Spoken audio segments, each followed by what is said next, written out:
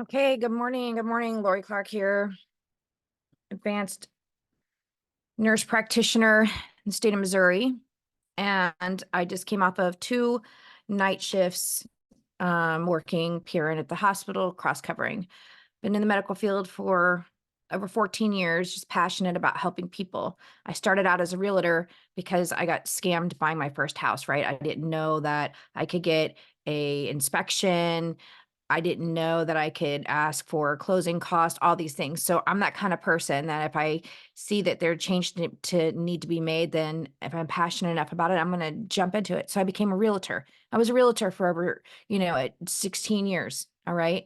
And when my dad got sick with cancer, I changed the trajectory of my life. I got into the medical field. All right. So I'm a passionate person. So forgive me for, getting out of bed after 2 days of working night shift. I also run my own health and wellness practice to get to root cause solutions because I believe that is what people need. But people should have choices in their healthcare. And so I'm showing up like I am, no makeup, hair's not even brushed, teeth aren't even brushed, barely getting my coffee down because instead of waking up and doing my meditation this morning, I said, I really want to look into this thing about full nursing practice autonomy, right? Because normally I will be the one to read every single word in the small print, right? So I have these nice reading glasses, okay? Because when you don't, then you just assume it's a good thing and you go for it. So what did I do? I'm going to show you how all this talk started and why I'm so fired up. So just hang with me, you guys. I haven't had time to prepare and put it in a nice spreadsheet and just kind of go timeline by timeline. So I just kind of pulled some stuff up on my computer. I'm going to share my screen and we're going to get started. Why Laurie Clark is so revved up this morning. It all started when I saw a post, and you see this was on the 28th. Laurie Clark just assumed this is a great thing, right? Well, Missouri's been one of the most suppressed states. There's 26 other states in the United States that have full practice autonomy where our hands aren't shackled to be able to help people with their health. Okay. I have spent many, many, many years, I have 4 college degrees. Okay.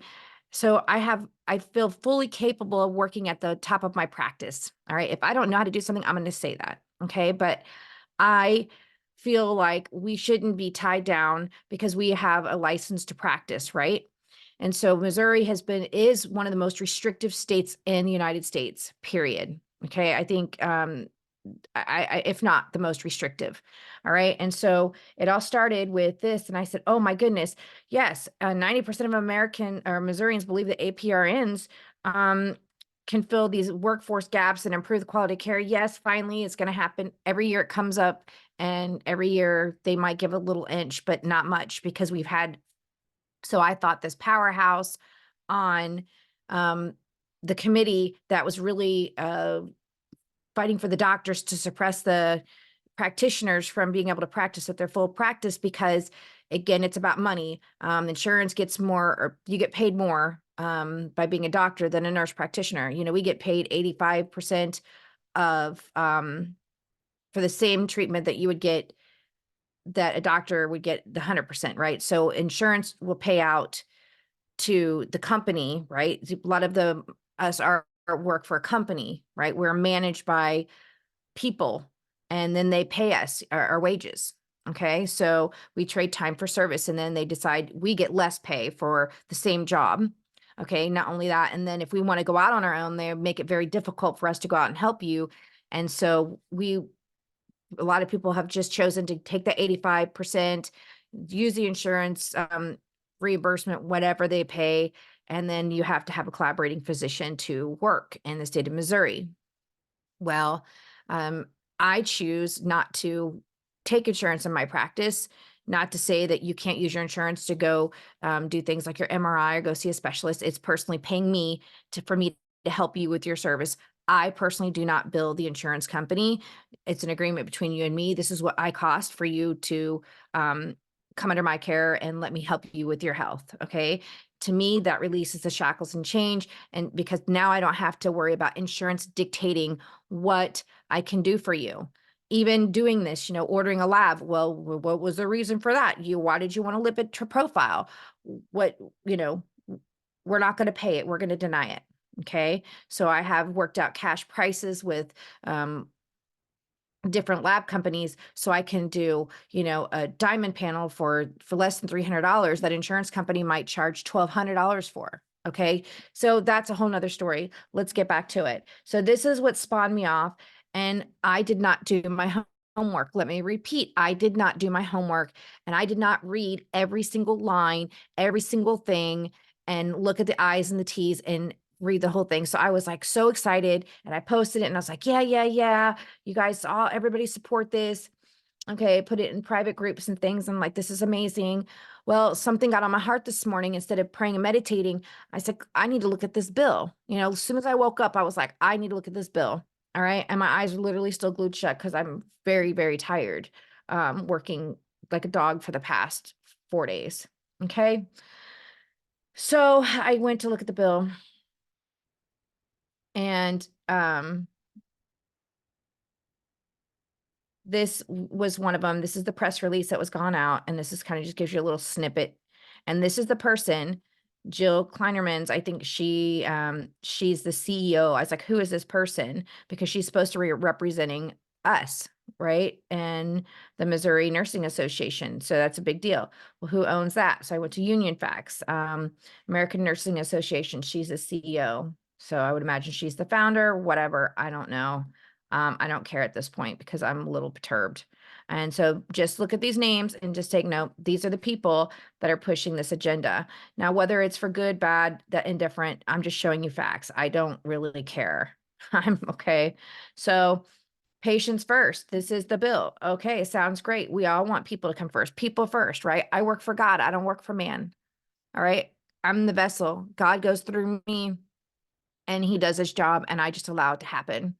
All right. And when I get in my own way, that's when things happen that, whatever. But this is what the surface of it looks like. All right. This bill allows you, nurse practitioners who have been in a collaboration practice agreement for more than 2,000 hours, to have full practice authority rather than be mandated by the regulatory requirements to have collaborating practice, blah, blah, blah, blah. And so we can work for a healthier and more equitable healthcare system. Perfect. Love it. Okay. So let's go read the bill. All right. So there are versions introduced, and then you look at who introduced it and yada, yada, yada. So just go sign this, blah, blah, blah. So Laurie goes and she pulls up the PDF from right here. I think it's this download press release, and you'll see it's the same. Nope, wrong. Anyway, I don't know where I got it from. This is it.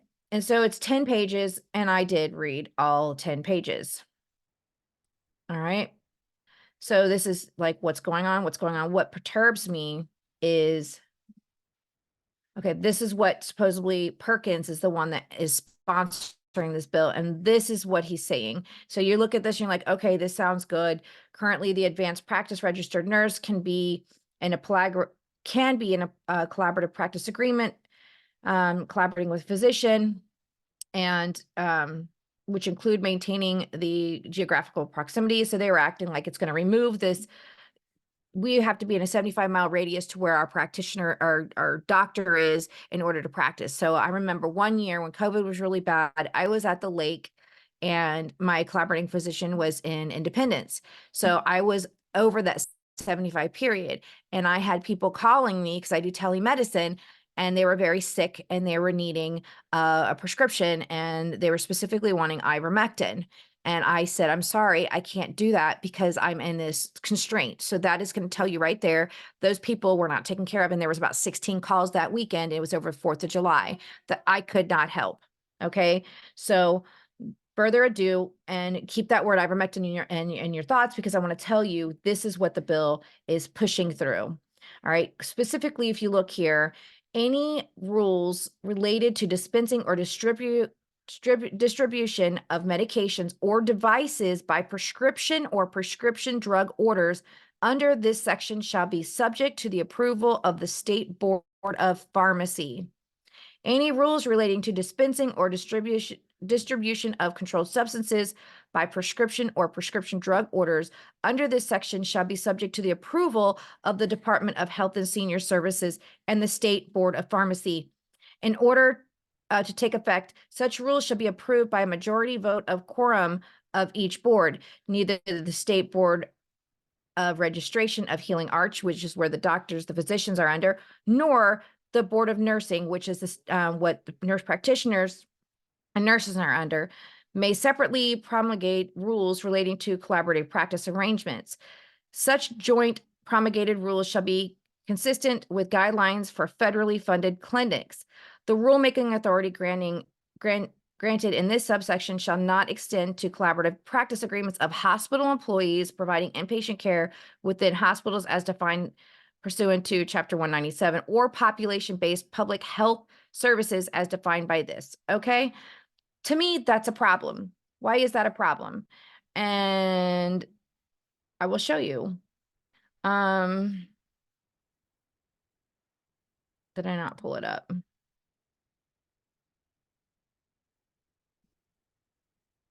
Let's go look under AFLDS and ivermectin.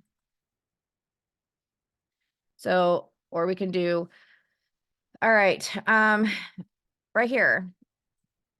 The FDA was forced to remove misleading statements about ivermectin, one of the early treatment medications proven effective for COVID-19.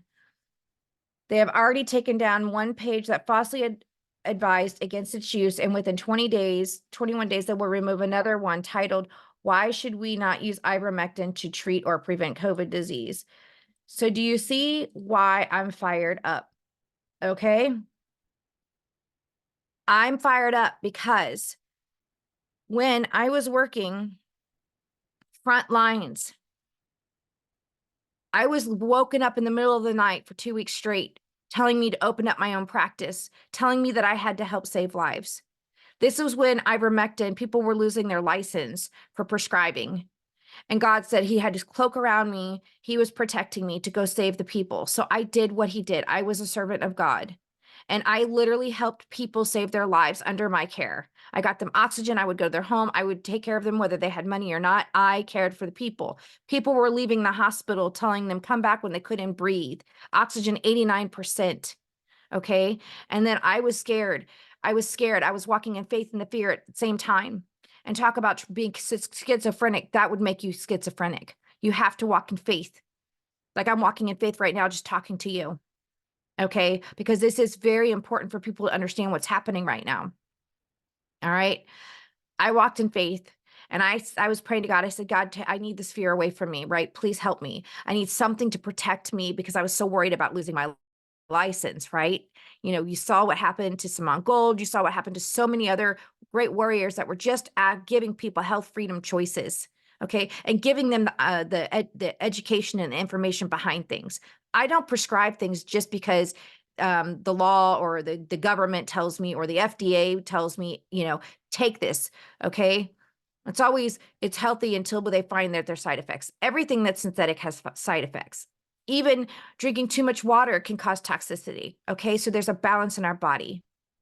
So my point is we have to use discernment. And so when I was asking God for that, Missouri government, you know, the legislator, they made a law in the state of Missouri saying anybody that is prescribing ivermectin in the state of Missouri cannot get reprimanded or lose their license. Literally, go look it up. Okay. So that came out. And when that came out, I was like, whew, thank God. So, you know, of course, I'm always trying to use least invasive measures first to help people.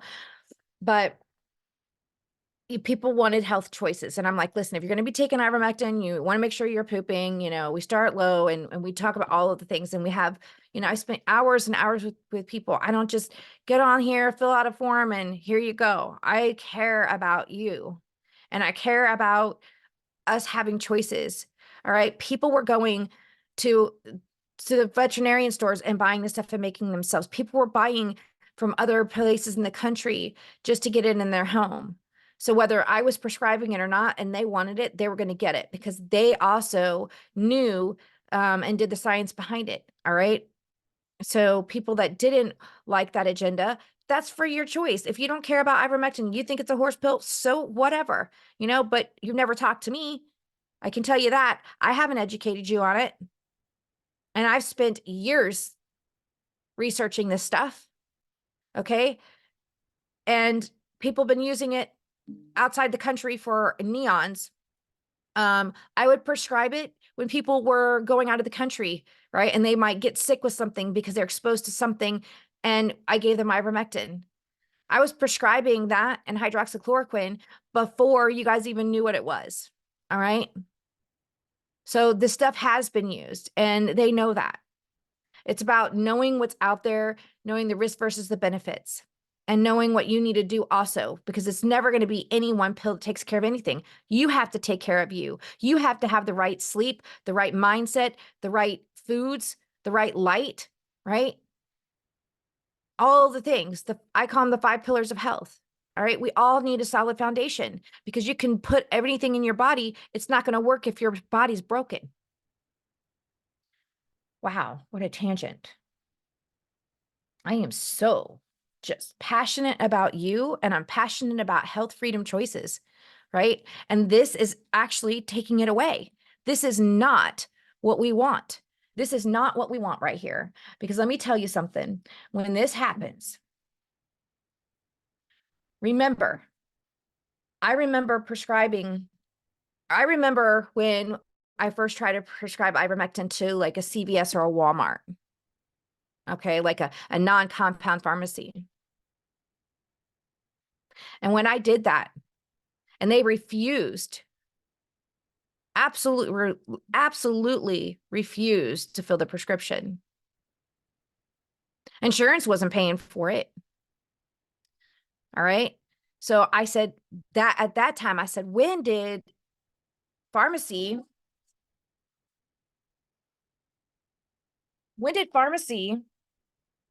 start wearing the stethoscope? When did pharmacy start assessing, diagnosing, and doing the treatment plan? So if we're allowing pharmacy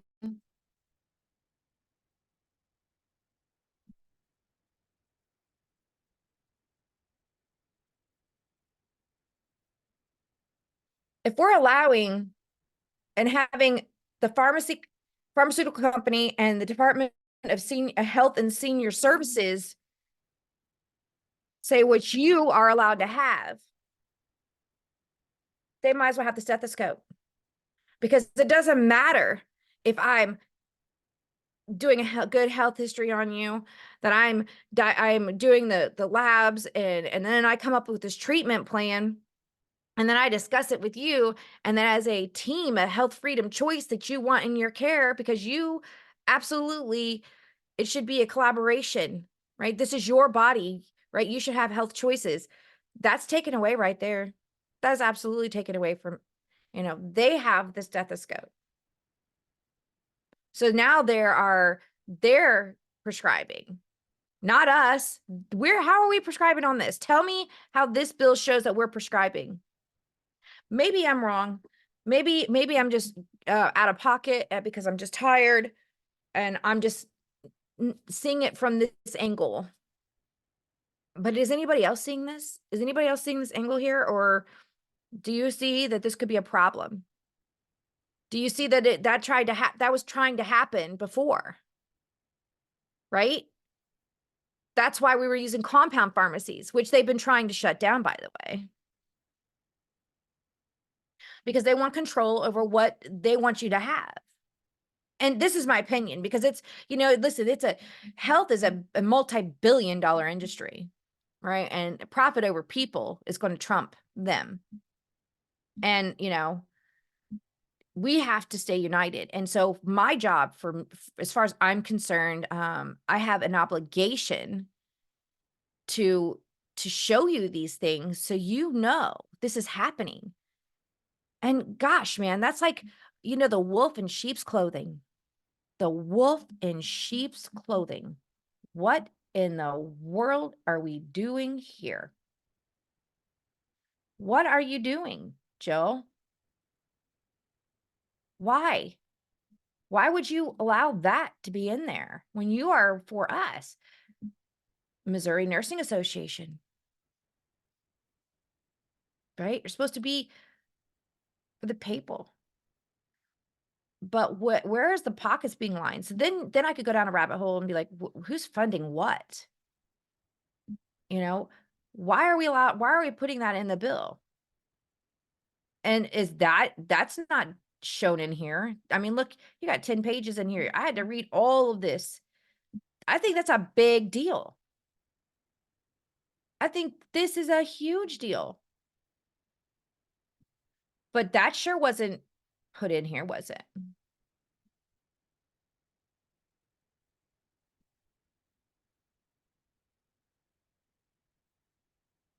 This right here.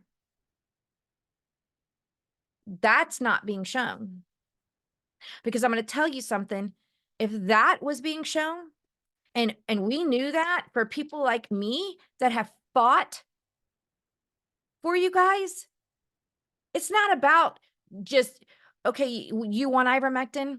First of all, I know that it saves lives because I saved many of them. It's about people having health choices. That's going to be taken away with this.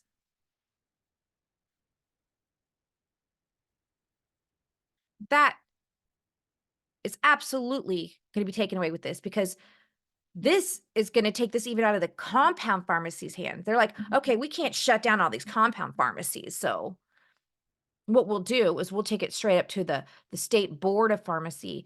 And then who's running the Department of Health and Senior Services? Who's running that? Okay. Y'all can think what you want. You could think this is just stupid and who cares about this subject? You better care. You better care because it might be you. It might be your family members, somebody that might have something that you really want and need. And these people say, nope. But you know what? There is good news because Missouri is one state.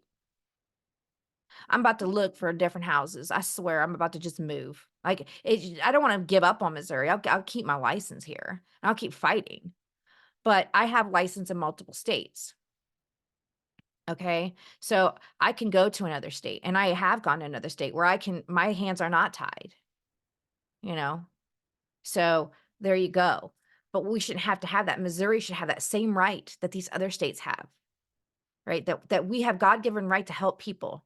We have God-given right to help people with what he gave us, this nature, our trees, our plants, you know, the elements of the earth, right? Things like grounding and light, things that don't cost any money. Ivermectin was very cheap until, all this came out. And then of course, let's make a payday on it, right? It's ridiculous. It's about taking care of you, about giving you health choices. This is going to take that away. I won't be able to tell you. I can't even prescribe it for you in the state of Missouri if they say that I can't prescribe it for you. I would much rather have one physician that I answer to as a collaborator and collaborate with that one physician than to be dictated and restricted with this. So for this bill, as long as this is in there, I change my answer that I said on the 28th to say yes to this HB 1773. And I say, absolutely not. Absolutely not. This is not something I'm willing to sacrifice. I'm not sacrificing people to have an autonomy. There is no autonomy. This is more restrictive, actually. Now I'm being governed by the Department of Health and Science, Health and Senior Services, and the State Board of Pharmacy. So it's a big NO for me, and I would recommend for anybody else that cares that you actually take this section right here, okay? You copy and paste it, and you make a letter, and then you go to all of these people that they want you to go to. They want you to sign this. I made it real easy, nice and easy for you to sign it. They give you a list of all the people that you need to send it to. Right here. Dear elected official, I'm gonna take this and I'm gonna copy and paste it, and I'm gonna say no to this bill. Okay? I'm gonna absolutely say no. I understand we need change and I want change, but that's not what I'm willing to sacrifice. So I'm gonna redo this. If you'd like a copy of my letter, then message me, call me, and I'll send you a copy of it. But it's important. That's it for my Saturday here. Waking up on a Saturday. Wow. Another lesson learned is I cannot trust. I can't. I have to read everything, like, because of stuff like this.